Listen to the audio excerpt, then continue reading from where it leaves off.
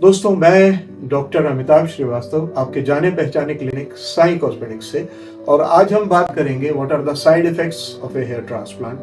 क्या ऐसी चीज़ें हैं जो हेयर ट्रांसप्लांट के साथ अमूमन आपके साथ हो जाती हैं, जिनके बारे में आपने सोचा है, और ऐसी भी जिनकी कल्पना आपने नहीं की है। तो फर्स्ट ऑफ ऑल, आपको दर्द हो सकता है हेयर ट्रांसप्लांट के साथ। तो दर्द के लिए मैं आपसे ये कहूँगा कि अगर आप एक अच्छा क्लिनिक और अच्छा सर्जन चुनते हैं, तो आजकल there are very refined ways of giving local anaesthesia to the scalp and head, तो आपको बिल्कुल दर्द नहीं होना चाहिए। So the answer to this problem is a good clinic, good doctor. आपके चेहरे की लुक्स थोड़ी सी चेंज हो जाएंगी हेयर ट्रांसप्लांट के बाद। मसलन आपके बाल जीरो मशीन से काट दिए जाएंगे।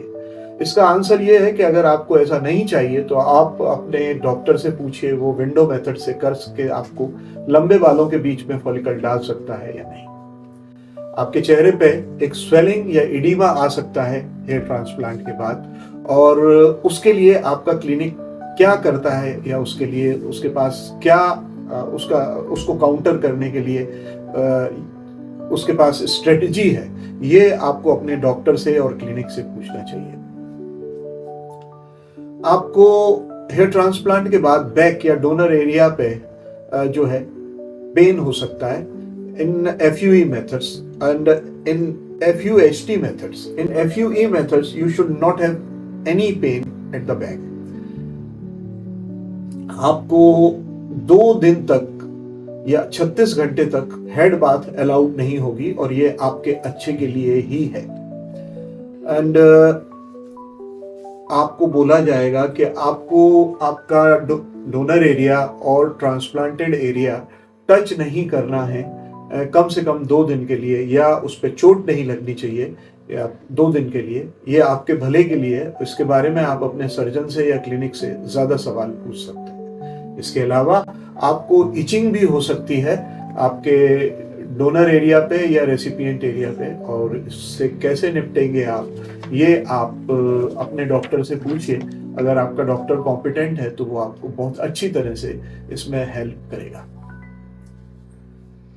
आपको कुछ पॉइंट्स बताएगा आपका डॉक्टर, जिससे कि आप अपने स्कैल्प की हाइजीन को मेंटेन कर सकते हैं, उसकी सफाई को मेंटेन कर सकते हैं even after a hair transplant. तो वो क्या है, अपने क्लिनिक से उसके बारे में स्टैंडर्ड पूछिए। इसके अलावा आपसे कहा जाएगा कि आपको 5 से 7 दिन तक हैवी एक्सरसाइज नहीं करनी है, और क्यों नहीं करनी है, उसका क्या रीजन है और उससे क्या होता है, ये अपने सर्जन से आप पूछेंगे तो वो आपको बता सकेगा। उससे उसकी नॉलेज भी चेक हो जाएगी। Your scalp is going to show shock loss after this process. An interval should be 30 to 50 days. तो ये क्यों होता है और ऐसा क्यों है, इसका कारण क्या है, ये अपने सर्जन से आप पूछ सकते हैं। और इसके बाद जब बाल निकलने शुरू होंगे तो आपको फॉलिकुलाइटिस होगी। एंड अर्ली फॉलिकुलाइटिस जो है वो 80 से 120 दिन तक होती है। Usually folliculitis appear like small pimples on your scalp, 4-5 आए 4-5 गए, इस तरह से वो चलता रहता है कुछ समय के लिए। इसके बारे में भी आप अपने सर्जन से पूछ सकते हैं। Usually the proper growth in the hair could be seen after a period of 5 to 7 months. किसी को 9 से 12 महीने भी लग सकते हैं, और पर यूजुअली 5 से 7 महीने में ग्रोथ दिखने लगती है। अगर आपकी ग्रोथ नहीं आती है, 10 महीने के बाद भी 0 दिख रही है, तो आप अपने हेयर ट्रांसप्लांट को फेल्ड हेयर ट्रांसप्लांट कह सकते हैं। इसके अलावा आपको ये भी हो सकता है कि बाल निकल आए लेकिन वो मिसडायरेक्टेड निकले हैं, अजीब से डायरेक्शन में निकले हैं। ये यूजुअली टेम्पल्स पे होता है। तो इसके लिए एक अच्छा सर्जन आप ढूंढेंगे, एक्सपीरियंस सर्जन आप ढूंढेंगे, तो ये सब नहीं होगा। टेक्नीशियंस के साथ ये आम बात है। आपको ये भी हो सकता है कि ओवर हार्वेस्टिंग के कारण जो बैक है आपका, उस पर स्कैंटी या जरूरत से ज्यादा कम बाल रह जाएं, क्योंकि बहुत सारे बाल निकाल के आगे ट्रांसफर कर दिए जाते हैं। तो ये इसके लिए भी आपको एप्रोप्रिएट क्लिनिक चूज करनी चाहिए। इनएप्रोप्रिएट क्लिनिक या इनएप्रोप्रिएटली क्वालिफाइड डॉक्टर्स या टेक्नीशियंस के साथ ये प्रॉब्लम बहुत कॉमन है।